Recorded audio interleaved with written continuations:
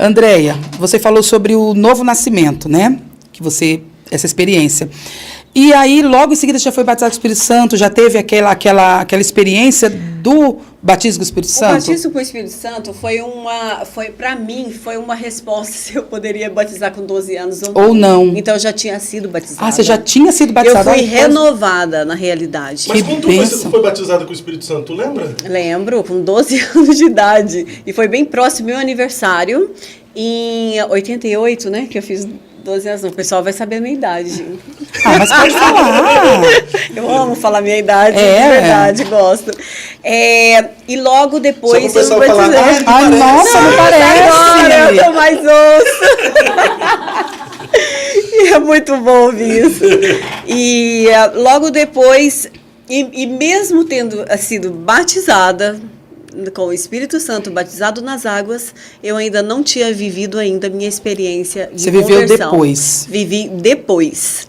E quando você perguntou o Eliel, o Amori,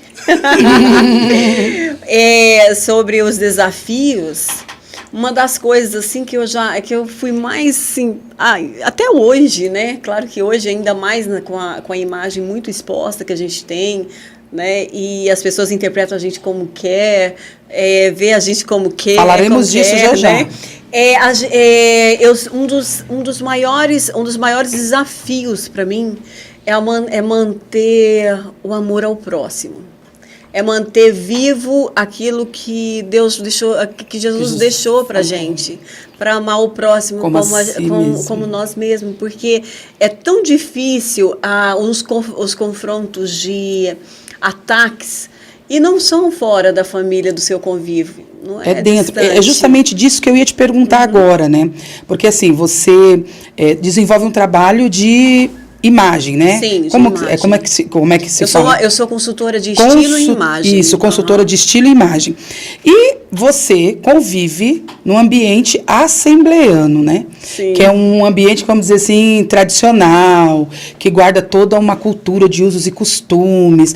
E durante muitos anos isso foi atrelado à doutrina, né? Sim. Hoje é muito mais. Eu lembro de quando eu aceitei Jesus lá em 1990, a gente não podia cortar cabelo, né, pastor Léo? A gente não podia fazer nada dessas coisas, né, que era disciplinado. Tá mais tranquilo, né? Pelo menos disciplina não tem, né? Conforme a doutrina da sua igreja hoje. Ai, meu Deus. Ô, Fábio, não me comprometa. A senhora disse que podia. Mas assim, não. Realmente, hoje, a gente não vemos mais os pastores disciplinando uma pessoa, porque tirou 2 dedos de cabelo, né? Tinha muito disso. Tinha muito disciplina por corte. Isso. Eu sempre usei gostava de uma franjinha. E meu pastor, ele tinha coragem de mentir pra mim, falava que ficava lindo sem franja, que sempre ficou horroroso. Era horrível, eu me sentia uma velhinha, porque já era comprido e meio despontado, né? Sim. E ainda sem poder uma maquiagem, Sim. fazer sobrancelha. E como é que você lida com isso hoje? Porque, independente de ter aberto... Antes de responder essa aqui, deixa eu falar. Já foi disciplinada por corte de cabelo? Se eu contar como foi a minha disciplina, que me colocaram lá na frente como réu mesmo. Uma ré, né? Conta pra nós, a gente quer saber. O meu cunhado, ele sempre foi muito ativo na igreja, o pastor João Batista. E ele era o secretário, até ele ficava na maquininha, aquela datilografia. Sabe? Sério, eu nunca vou esquecer. Eu fui disciplinada porque, como meu pai era afastado da igreja e ele era muito popular na cidade também, a minha cidade, 16 mil habitantes, foi a inauguração chamava JP Leilões, onde aconteceria os leilões, né, de muito fazendeiro, pecuarista. Meu pai estava sempre no meio, e aquele galpão enorme onde ia ser, era um evento, assim, algo assim, fantástico que aconteceu na cidade. E a minha mãe, ela sempre foi modista, sempre trabalhou com moda, ela deixava a gente sempre impecáveis. E aquele evento em especial, eu pedi para ir, que meu pai falou que podia me levar com o meu irmão mais velho, imagine, com os 2 do lado. E eu lembro que eu tinha uns 15 anos, E minha mãe separou a minha roupa para ir, saião, com certeza, né? Sim. Uma menina de 15 anos com blazer, saia, cabelão, sem um batom, sem nada. E naquele padrão todo certinho do Talibã, né? Do Talibã, presta atenção. E eu lembro que a minha irmã, que é pastora Noêmia, que mora nos Estados Unidos, é pastora hoje, ela sempre foi muito correta, muito exemplar. E ela nunca me proibiu de nada, mas ela me conscientizava com um temor tão grande. Ela, sabendo que eu estava pronta para ir, ela falou assim: André, você está preparada para ir para o céu? Eu falei assim, mas por que isso agora, né? Agora que eu vou lá no JD Leilões. E quem é que ia estar lá? Milionários é Rico. Meu Deus do Sério. céu, nessa longa história da vida. E ela falou assim, você imagina, porque vão estar pessoas lá que não estão louvando a Deus. E se aquilo tudo, por ser a primeira vez que entram pessoas, aquilo cai de Mas aquele cabeça. louvor do Milionários é Rico é uma bem. Nossa. E vai a Andréia, isso torturando a minha mente. Fiquei com meu irmão, com meu pai, mas terminou tudo e eu fui embora. Fui embora até mais cedo, tinha lá Milionários, coisa mais ridícula, né, para adolescente, né? E quando eu cheguei... Ai, meu Deus, imagina a cena. Quando eu cheguei em casa, eu cheguei com um temor muito grande e agradecendo a Deus porque não caiu o negócio na cabeça de todo mundo. Ninguém morreu, né? Não foi um acontecimento ruim. Mas a próxima ceia que aconteceu, eu procurei o pastor. E falei, pastor, eu estive lá na inauguração daquele galpão e tal, né? Ele falou assim, então a irmã vai comparecer no sábado da ceia, à tarde, na reunião de obreiros. Meu Deus do céu. E lá, assim e lá eu sentei, fiquei... E no momento que ele expôs lá o que eu fiz, perguntou quantos estão de acordo a irmã Andréia ficar em disciplina por 90 dias, que era 90 dias para esse tipo de problema. De pecado. Era beijar, as meninas que beijavam também na boca também entravam nessa, né? Mas assim, aí... Mas eu acho que nem todas confessavam, né? Porque senão não, ia ser fila, né? Só quando passava um irmão e pegava, na porta, né? Aí, despedida. Aí acontecia. Mas nesse caso... pelo crime cometido. Pelo crime. E ele perguntou todos, eu lembro direitinho, eu sentadinha, falei, tomara que ninguém levanta, né? Uhum. Mas assim, foi unânime. Todos levantaram a mão que eu deveria ser, todos passaram. Olhava para aqueles tios meus, que era presbítero, tudo com a mãozinha levantada. Eu falei, nossa, não me ama mesmo. Agora, fala sério, a gente era fiel, né? Porque se fosse hoje, não voltava nunca mais para a igreja. Agora, né? você tocou num ponto muito importante, muito interessante, assim, que eu vejo como que a gente era crente para ir para o céu. Sim. Não era para estar bonitinha na frente dos amigos e nem a viver uma vida social dentro da igreja. Eu era chamada na escola como irmãzinha. Sim. Porque até meus 18 anos nunca tinha colocado uma calça, eu não usava brinco nem nada. E eu tinha tanta responsabilidade com a minha turma da escola que tipo 15 anos, 16 anos, eu tinha um propósito de jejuar todos os dias, me consagrar. Era uma escola semi-interna, eu consagrava todos os dias e entregava 1h da tarde. E quando eu ia entregar, eu ia para um galpão que tinha lá e ficava sentadinha. De repente, quando eu vinha, tinha um culto, porque pessoas que iam para poder ver o que eu estava lendo, queria saber, eu só não cantava, porque eu não canto nada. Era uma minicélula. Era uma minicélula. Mas assim, nunca me senti assim nunca me senti menor, nunca me senti desprezada e nem injustiçada. Eu amava a minha igreja, para mim assim sempre foi um orgulho para mim servir a Jesus e naquela igreja em específico. Que era e como é que foi para você sair de todo essa imagem, né, da santidade? O que aconteceu? Porque hoje você é uma consultora de imagem, vamos Sim. dizer assim. Você se veste muito bem. Porque a consultora de imagem não é santa? Não.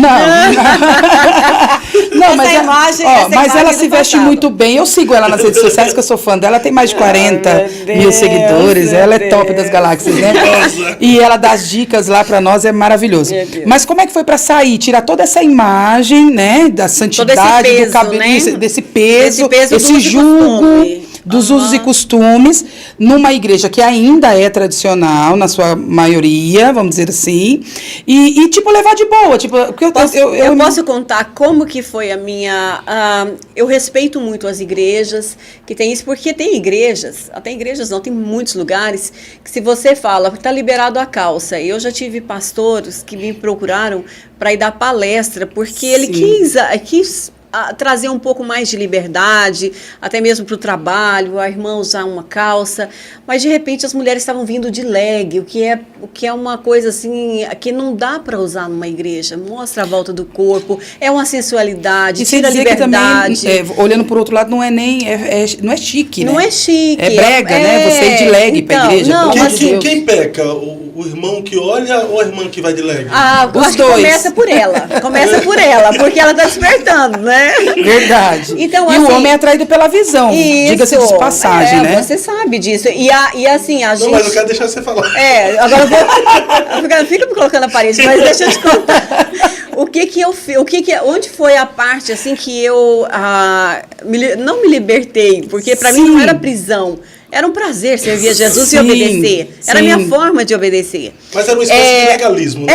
Não, depois você vai entender, né? Depois você vai entender mais. Mas na época não. Mas na época não, eu amava. Nossa, a minha igreja, eu amava ir para as praças, fazer o evangelismo, depois no final a praça, pegar o microfone e falar com a pessoa que tinha que aceitar Jesus, não ir para o inferno. Isso para mim, assim, era assim, maravilhoso. E quando, o que me levou para esse outro lado de uma pessoa não julgada como... Porque, assim, infelizmente, esse julgamento de ter que andar com coquinho, sainha jeans, aquela roupa que você pensa assim, nessa roupa é o padrão assembleiano, o padrão evangélico. É o padrão de santidade, na grande maioria. Infelizmente, leva mais prejuízo do que benefício. Sim. Você não vê uma advogada andando sem se produzir. Ela tem que andar decente. Para ela entrar no tribunal, ela tem que estar decente igual a crente. Mas ela não tem que estar mal vestida, com uma sainha jeans, com uma meia preta e um sapato branco. Meu Deus. Cafona. Por isso que eu falo, hashtag crente sim, cafona jamais. Crente sim, cafona jamais. Porque assim, se você observa hoje, no passado, quem que eram as empregadas domésticas, não que isso seja desvalorizado, mas nas novelas, quem que era? Ou era aquela irmãzinha que era de uma igreja dessas da vila, sabe? Era aquela irmã, aquela pessoa que não tinha nenhum pingo de vaidade. Isso não é vaidade, cuidado, né, pessoal? Cuidado. Essa diferença que as pessoas não conseguem assimilar. Então, a sociedade discriminava até mesmo para dar um cargo importante para a pessoa. Porque o pessoal das novelas nunca foi nas sedes, né? Sempre foi nas congregações de igreja, né? Porque a sede geralmente era mais liberal. Até tem uma experiência muito interessante. Em 96, a nossa mocidade fretou um avião lá em São Paulo para irmos na inauguração do grande templo em Cuiabá. Pensa na alegria, né? Nós vamos para Cuiabá, fretamos um avião para cantar a inauguração. Aí nosso pastor Pereira, que ainda está até jubilado, mas ainda vive, ele falou assim, olha, mas eu não quero ninguém de base na unha, as saias rachadas vamos costurar e tal, e aquilo era um orgulho pra gente, sabia? Assim, nós somos... Não. Aí eu lembro que quando nós saímos para ir pro aeroporto, ficou 2 irmãs na porta da igreja, e ela ficava vistoriando as saias, sabe, assim? As unhas, o cabelo, ver se não tinha franjinha, se tivesse franjinha tinha que prender. E aí a frustração da gente quando a gente chegou em Cuiabá, frustração e não, né? E orgulho, é um duplo. Porque quando nós chegamos em Cuiabá, as moças não eram igual a gente, né? Elas estavam um tempo mais à frente, né? Mesmo? Sim, e nós, tudo ali, a santidade, né? Padrão, né? Então, mas que bom que hoje mudou um pouco, as né? irmãs, eu ia tudo falar, vaidosa. O que eu quero falar, da pergunta que você fez. Sim. Onde foi que houve essa mudança? Curitiba é uma igreja conservadora, né, e dos bons princípios, e eu não vim para Curitiba. Eu pude usar a primeira vez calça com 18 anos, mas a mamãe comprou 2 calças jeans.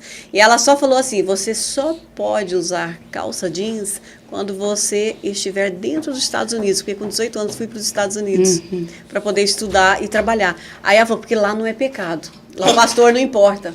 Porque as igrejas podem usar. Agora, se você usar aqui É pecado. na cidade nossa, do interior de Goiás, é pecado, você está desobedecendo. Isso, o pecado não estava na calça. Não estava. Estava na desobediência. Então, assim, a minha mãe entendeu isso e até falou, lá você pode. Gente, eu não vi a hora de o avião descer lá para pôr essa calça. Era meu sonho. Sério. Aí foi lá que teve essa transição? Lá, é claro que eu nunca fui. Eu fui da igreja, fui há 10 anos que eu fiquei nos Estados Unidos, fui consagrada missionária. Olha que lindo. 10 anos, eu vivi muitas experiências sobrenaturais com o Senhor, assim, algo incrível, inclusive com americanos, com pessoas assim que tiveram próximos de mim. Eu vivi grandes coisas naquele lugar, naquele país. E usava calça, coloquei brinco, me libertei muito dessas coisas, porque não era pecado, mas nunca tive coragem de ir de calça para a igreja, na hora do meu culto. Interessante que você fica com isso. Não tinha problema, mas eu ficava com isso porque era uma forma de respeito que eu tinha e eu aprendi. Então, assim, eu acredito muito na questão do equilíbrio. Uhum. Não é porque eu uso saia que eu tenho que usar uma saia super justa marcando o meu corpo. Pior do que uma calça pantalona, não é verdade? Sim. Então, o que eu ensino na imagem de uma mulher cristã é uma imagem de uma mulher decente, bonita, bem cuidada, bem arrumada, elegante, de forma que ela chega em qualquer lugar que da sociedade e ela não precisa se envergonhar. Mas você acredita que existem cobranças que Deus não te faz, que faz para outras pessoas? Até em questão de uso e costumes? Olha, talvez... claro que sim, porque na cabeça das pessoas, cada uma sua...